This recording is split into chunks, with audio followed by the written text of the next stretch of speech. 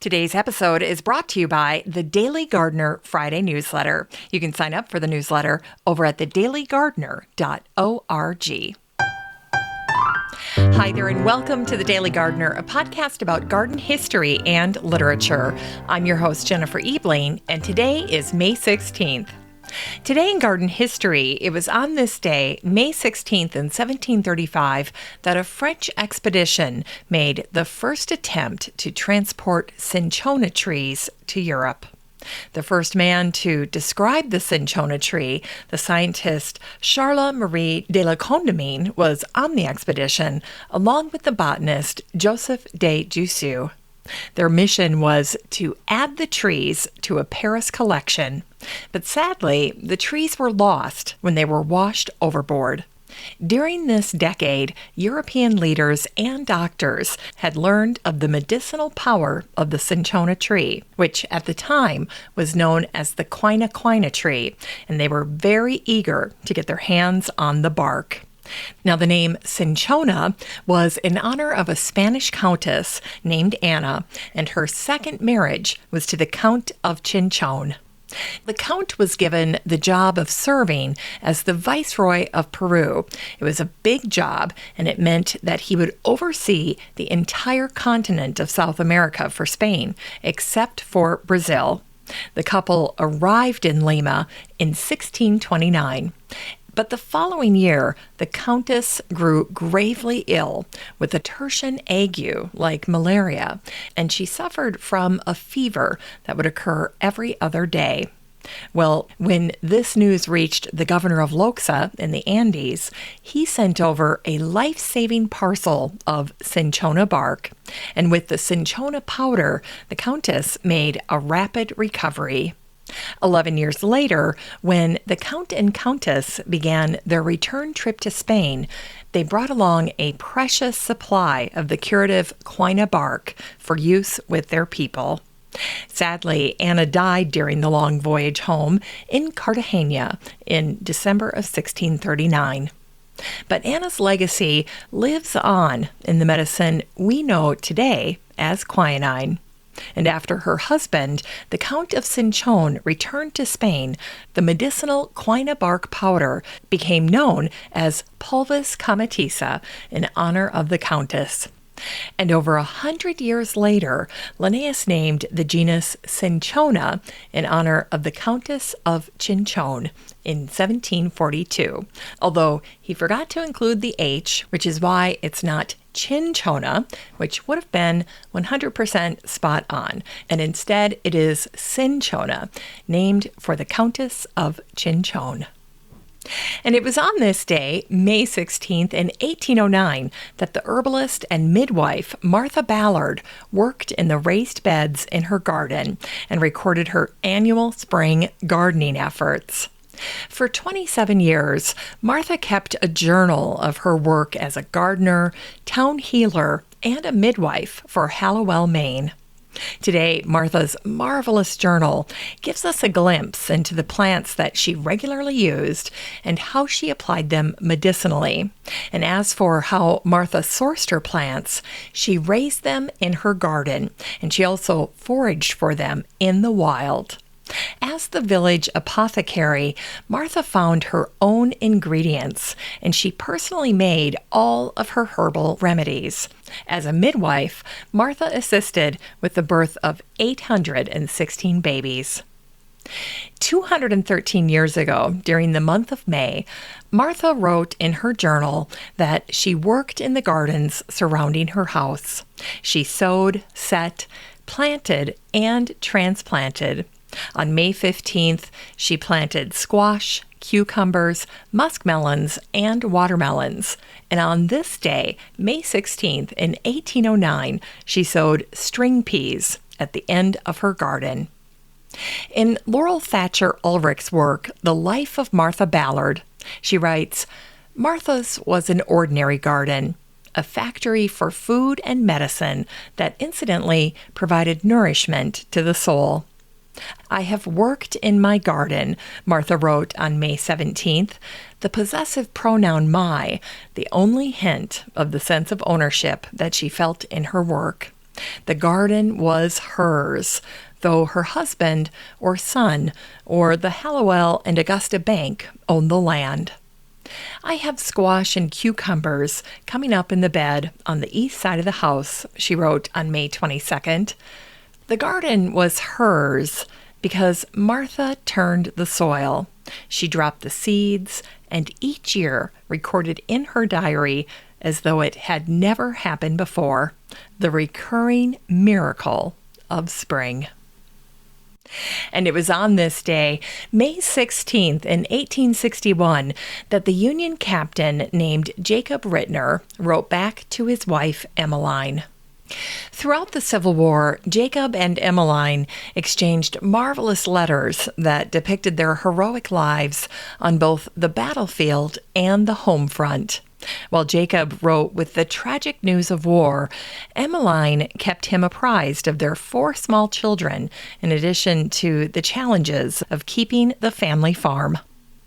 Emmeline often wrote about the garden and the landscape, proving that even news of a faraway garden can be grounding in the midst of hardship. And so on this day, back in 1861, Jacob wrote in his letter, "Now, Emmeline dear, you must write me a great long letter next Sunday. Tell me all the news, how the trees grow, the garden, and the grass, what everybody says." And it was on this day, May 16th in 1918, that the rose season began at Munstead Wood, the arts and crafts style home and surrounding gardens created by garden designer Gertrude Jekyll in Surrey, England. Munstead Wood became famous thanks to Gertrude's books and articles in magazines like Country Life. Gertrude lived at Munstead Wood from 1897 to 1932. Volume 82 of The Garden celebrated the first rose to open at Munstead Wood. It was on this day back in 1918, and they reported, "The rose season begins." The opening of the first rose is always a source of delight. And the first we have seen in the open this year was the pink Rosa rugosa at Munstead Wood on May 16th.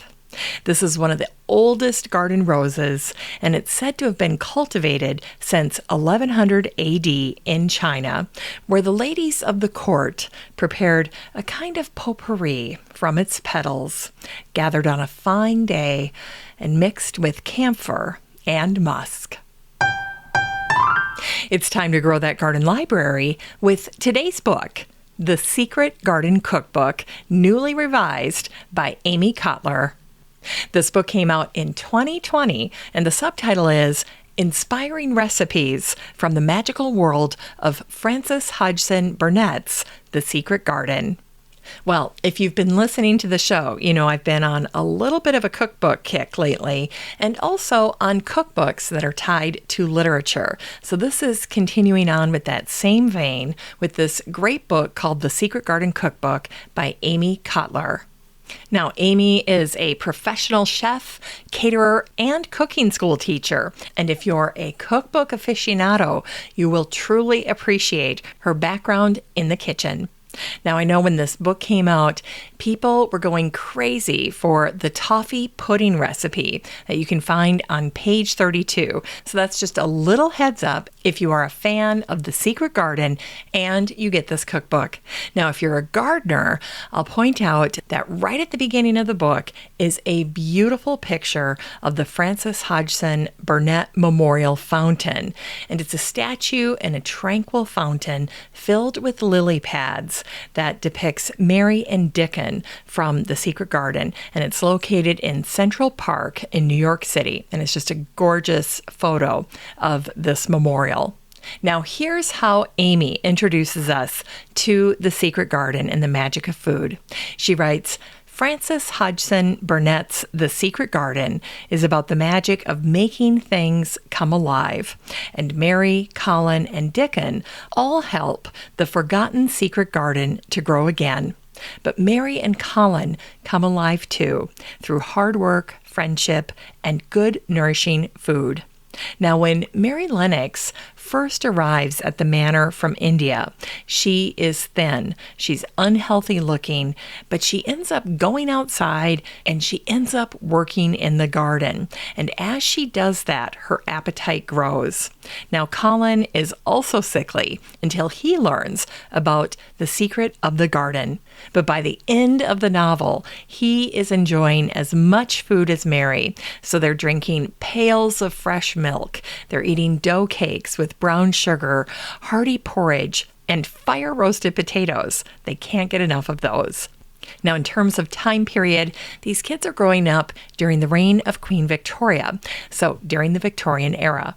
Now, as Amy points out, in those days, food took a long time to cook and serve, and even the poor Mrs. Sowerby, Dickon's mother, has to feed 14 people, and she still manages to find a little extra food for Mary and Colin when they experience the joys of eating. And that's what this book is all about, a hearty appreciation of good food. This book is 112 pages of 50 recipes inspired by The Secret Garden, and they're all updated for the modern kitchen and appeal to today's tastes. You can get a copy of The Secret Garden Cookbook by Amy Kotler and support the show using the Amazon link in today's show notes for around $10. And by the way, the cover is just as sweet as can be. So there you go.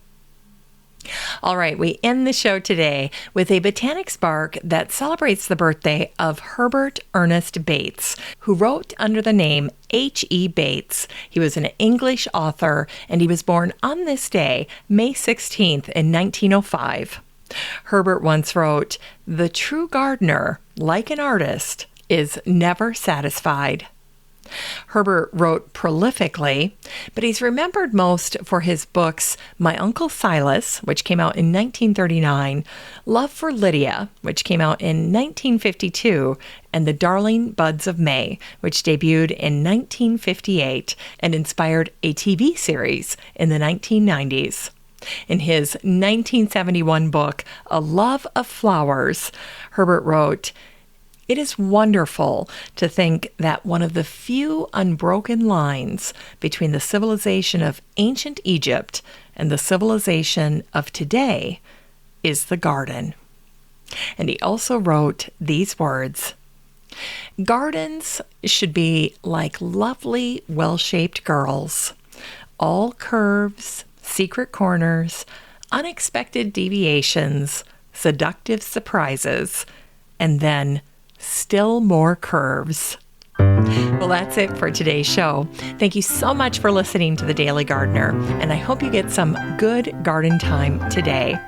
And just a reminder that you have a standing invitation to join the free Facebook group for listeners of the show. The next time you're over at Facebook, just search for Daily Gardener Community, where you'd search for a friend and then request to join. And if you'd like more of The Daily Gardener, you can subscribe to the newsletter over at thedailygardener.org. And don't forget that you can also show your support for the show by using the Buy Me a Coffee link over at the website or in today's show notes. This is Jennifer Ebling. Thanks for listening to The Daily Gardener. And remember, for a happy, healthy life, garden every day.